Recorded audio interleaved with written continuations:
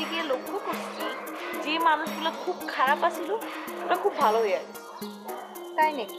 তাহলে এত ভালো লোক তুমি কাকে পাইলা? কেমন বদলাই গেছে?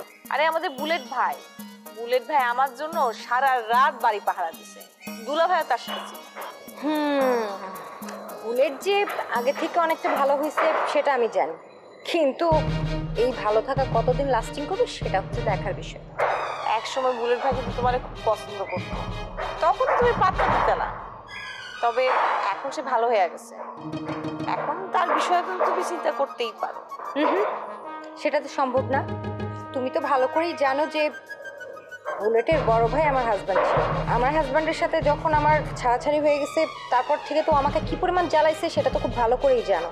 ওকে তো আমি কখনো ক্ষমা করতে পারবো না। ক্ষমা করতে না পারলে ক্ষমা করার দরকার নেই।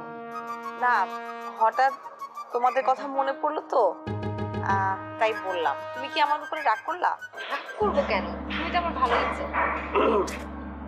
কি ব্যাপার কুসুম, ওনাকে তো চিনলাম না। তোমাদের বাসায় নতুন মেহমান আসছে নাকি? জি না, মেহমান না, আমার বড় বোন নুপুর আপু। সে হইতেছে নীরব, তার বাসায় আমরা ভাড়া থাকি। ও আচ্ছা আচ্ছা, ভালো আছেন? হ্যাঁ হ্যাঁ ভালো, আপনি ভালো আছেন? ও, আমি আপনার নাম শুনেছি শিউলির কাছে, ও প্রায়ই আপনার কথা বলে। শিউলি আপা আমার কথা বলে? শুনে না খুব ভালো লাগলো। শিউলি আপা খুব ভালো না, আমি খুব খারাপ না। আপনার কথা শুনে তো তাই মনে হইতেছে, তাই না?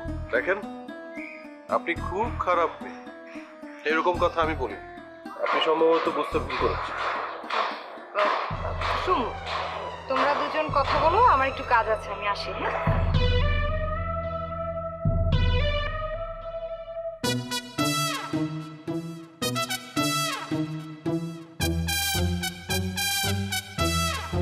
আরে সর্বনাশ, এটা আমি কার দেখতেছি? গরিবের বাড়িতে আত্মীয় করা। এ কাকা, এই বাড়িটা তুমি খুঁজে বের করলে কেমন করে? ঢাকা শহরের ম্যাপটা আমার হাতে চাইলাম, যে কোনো বাড়ি খুঁজে বের করতে আমার 10 মিনিট। কাম হারিয়েছে কি? আমরা তো পাত্রের খাতে ফেলা দিয়েছিলাম। তোমার চেহারা শুরু কথাবার্তা আচার আচরণ শুনে আমি তো ভাবছিলাম যে ডিজিটাল যুগের হাতে তুমি মার্কস তো বাইরবে না, কিন্তু তুমি যে ঘটনাটা ঘটে দিলে এখন তো মনে হচ্ছে তোমার মতো এরকম উন্নত জ্ঞানী লোক আমার গ্রামের মধ্যে খুঁজে দুটো বাই করা সম্ভব হবো না। তুই আমার খুশা মারলি মনে হয়।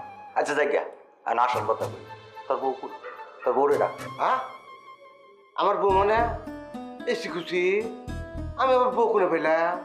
এ কাকা, সত্যি করে কছি, তুমি কি ইয়ার কি ফাইজলামি করার জন্য আমার বাড়ি উপরে চাও? তোর লোকে দেখা হয়েছিল তখন আসলে আমি বুঝি নাই। তুই যে তলে তলে বিয়ে করে ফেলাইছ এটা আমার সন্দেহ হয়েছিল, আমি প্রকাশও করছিলাম। কিন্তু দেখ, আমার সন্দেহটাই আজ সত্য বলে গণ্য হইল। তুমি কি খুব নমুনা খাও?